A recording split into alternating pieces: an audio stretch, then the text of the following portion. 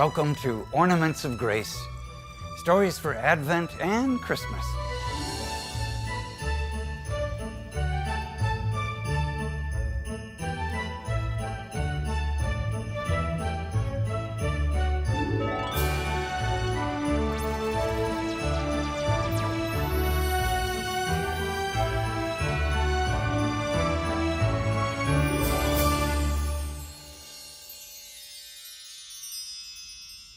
From the Gospel of Matthew. For John came neither eating nor drinking, and they said, "He is possessed." The Son of Man came eating and drinking, and they said, "Look, he is a glutton and a drunkard." But wisdom is vindicated by her works. St. John of the Cross lived in Spain in the 1500s, at the same time as St. Teresa of Avila. He suffered the loss of his father while very young, lived in poverty, struggled to work exceedingly hard, and became a priest. With St. Teresa, and at her request, John co-founded the Order of the Discalced, or Barefoot Carmelites, reforming the Carmelite order by returning them to a stricter following of the rule. Leading by example, John lived in a hovel and lived a life of austerity. As a result of confusing orders from the church at one point, John decided to follow the higher authority and was imprisoned for disobeying orders. In prison, he had barely enough room to lie down, was fed only bread and water, and underwent public flogging weekly.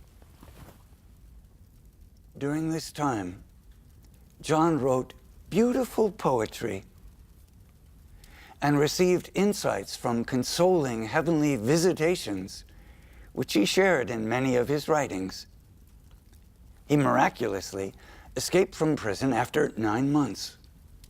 John then worked tirelessly to establish more monasteries. As he strove to get the discalced Carmelite nuns' constitutions approved by the Pope, he incurred the wrath of his superior, who removed him from his office and sent him to languish in one of the poorest monasteries of all. There John fell sick, while the superior tried to get him expelled from the monastery John had helped to found. This never happened, because John died there. His constant prayer was to suffer and to be despised.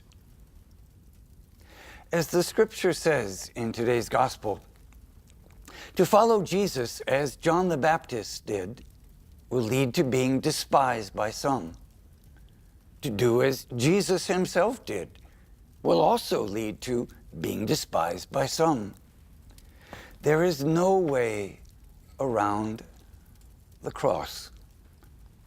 St. John of the Cross, though very strict with himself and sometimes with others, overflowed with kindness and relished the beautiful in life, such as poetry.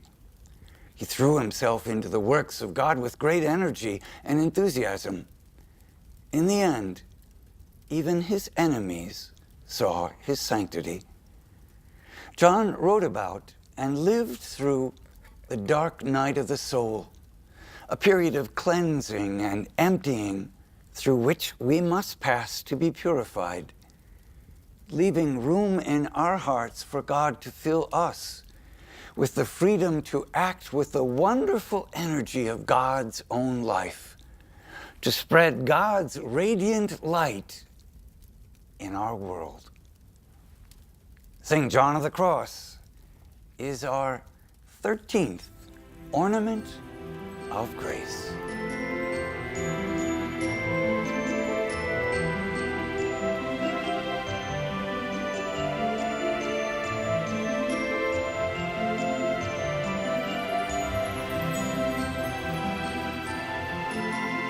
For John came neither eating nor drinking, and they said, "He is possessed."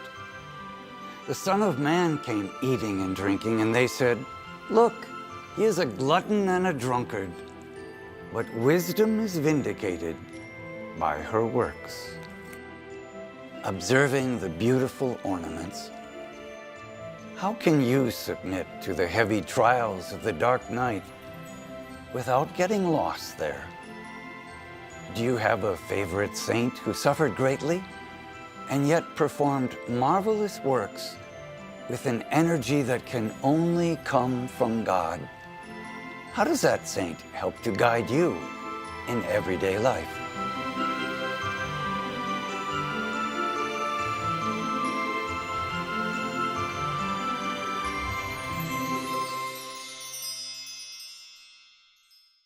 Someone who's used media a lot in evangelization, so I believe in the importance of Catholic radio, Catholic TV, Catholics using the new media.